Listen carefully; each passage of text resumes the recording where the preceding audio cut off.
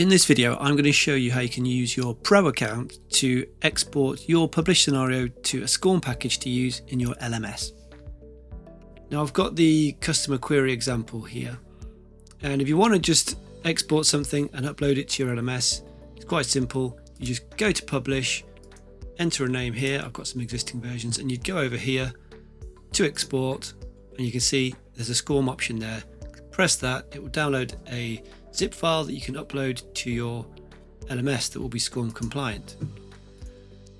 But usually you want to do more than just export the scenario as it is, because you want to be able to track lesson status and perhaps the score. So how do we do that? Well, the first thing we need to do is set up a few SCORM variables, namely the minimum score and the maximum score we can get for this scenario. And the best place to do that, I would say, you're going to have to use the action editor, but the best place to do that, I would say, is in the scenario settings. So if we go to the settings here, go down to actions, and if we create a new action for when it starts, and say we want to set a SCORM variable, which is down here somewhere, there we go. And there's 4 options you can choose. And for this, like I said, we need to set the minimum and maximum score so the LMS knows what the score should be out of. So I'll set the minimum to 0. Go back in and I'll set the maximum,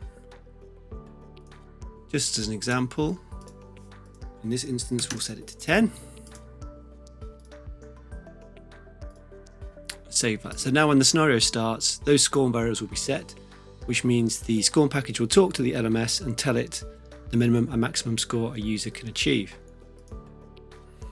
And the other thing we can do is set the score. Now, your scenario has an inbuilt scoring mechanism, and that same scoring mechanism reports the score via SCORM to the LMS. So a simple example of how we can use that, if I go into the first step, and we look at these choices here. Let's choose a good choice. Let's say, I'm sorry, how can I help you resolve this? Is probably the best choice there. Let's edit that choice. And you can see I've already got a few actions set here for when a player chooses this choice. We add to some custom variables we've got set. But in this instance, I'm just going to add to the score as well. So when it's chosen, add to score. Because it was a good choice, we'll give them a point. Now we've got that set there. That means if a player goes through the scenario, chooses that choice, they'll have 1 added to their score. And ideally you'd go through and you do that for each different pathway, scoring them as you need to. Obviously you can set scores based on a number of other actions using the action editor as well. But for this example, we'll just do it through the choices. I won't go through and do the rest of them, because the next thing we need to do is to tell the LMS when this SCORM or this scenario is complete. And the best place to do that is in the last step in your scenario. Now you might have a number of different last steps, and that's fine. You'll just have to set it on each of those. But on this one, I've got all the pathways that end different places to go back to a summary screen where we display some text based on what they've chosen throughout the scenario. So thankfully, I've got a single step at the end here. So in this instance, rather than being a choice or a scenario-based action, I'll go and add the action to the actual step. So let's say when they get to this step, so when it starts, let's set SCORM variable. Let's set the lesson status. The SCORM standards say, for example, completed is a status we can add here. So I'll add that there. Save that.